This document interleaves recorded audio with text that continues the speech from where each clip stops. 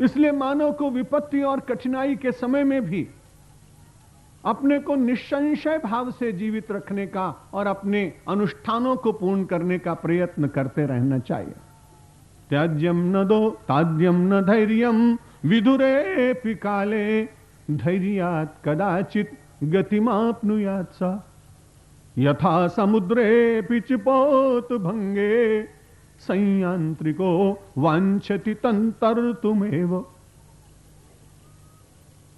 पानी में जहाज चला जा रहा है, तूफान आ गया है, डगमगाने लगा है, प्रभंजन के थपेड़ों से जितने बैठे हुए यात्री हैं वे बहुत भयभीत हैं, चिंतित हैं, जीवन के संबंध में विचार कर रहे हैं। कोई समुद्र में कूदने की तैयारी कर रहा है, कोई जीवन पेटिका बांध रहा है, कोई परमात्मा का स्मरण कर रहा है, कोई स्वजनों को याद कर रहा है, कोई अपने अतीत का स्मरण कर रहा है और कोई अपने भविष्य की चिंता कर रहा है। सारे के सारे यात्री बहुत चिंतित हैं, लेकिन एक व्यक्ति बहुत निश्चिंत है, संशय रहित, बड़ी आत्मश्रद्धा के साथ उस तूफान के थपेड़ों के बीच में भी अपने जलयान को संभाल रहा है। त्याज्यम न धैर्यम विदुरेऽपि काले। कठिन से कठिन समय में भी व्यक्ति को संशय ही नहीं होना चाहिए, अपने धैर्य का परित्याग नहीं करना चाहिए, और यदि धैर्य बना रहा तो धैर्यात् कदाचित् गतिमाप्नुयात् सा। जिस गति को वो प्राप्त करना चाहता है, जिस स्थिति को वो निर्मित करना चाहता है, जिसे प्राप्त कर वो प्रसन्न होना चाहता है, अपने उस धैर्य और अपने असंशय भाव से, श्रद्धा के निरंतर जागरण से उसे वो प्राप्त कर सकता है।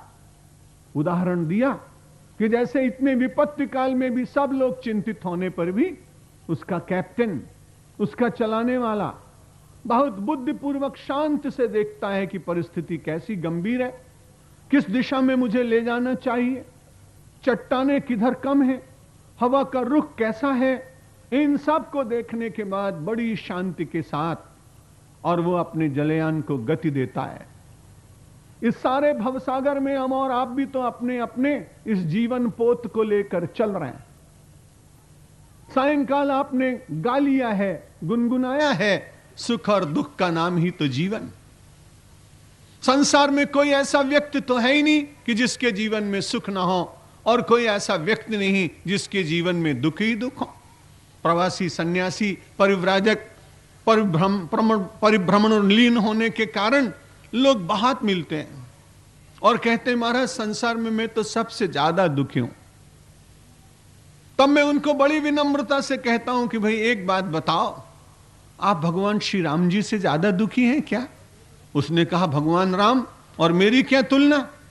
मैंने कहा तुमको किसी ने सवेरे भोर में वलकल बसन पहनाकर तुम्हारे घर से निकाला क्या? जिस घर में तुम निवास करते हो तुमको किसी ने वनवास दिया क्या? उसने कहा हां, इतना तो नहीं हुआ। मैंने कहा भगवान कृष्ण से ज्यादा दुखी हो क्या? उसने कहा अरे भगवान तो आनंद कंद, उनके दुख की बात आप क्या करते हैं? मैंने कहा आपका जन्म जेल में हुआ था क्या?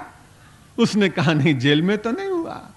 मैंने कहा अरे जिसका अवतरण जिसने अवतार लिया कारावास में, वो आनंद के फव्वारे उड़ाता रहा, सच्चिदानंद घन बनकर लोगों को प्रसन्नता और आनंद प्रदान करता रहा। अरे तुम छोटे छोटे दुखों की चिंता करते हो, आराधना करते हो प्रभु राम की, मंत्र जपते हो भगवान श्री कृष्ण का, और फिर देखते हो कि मैं बहुत दुखी हूं। अरे यदि देखना हो तो सुख के स्वरूप में भी भगवान को देखो, और यदि दुख की बात सोचते हो तो सोचो मेरे से ज्यादा दुख तो इन प्रभु के ऊपर पड़ा था।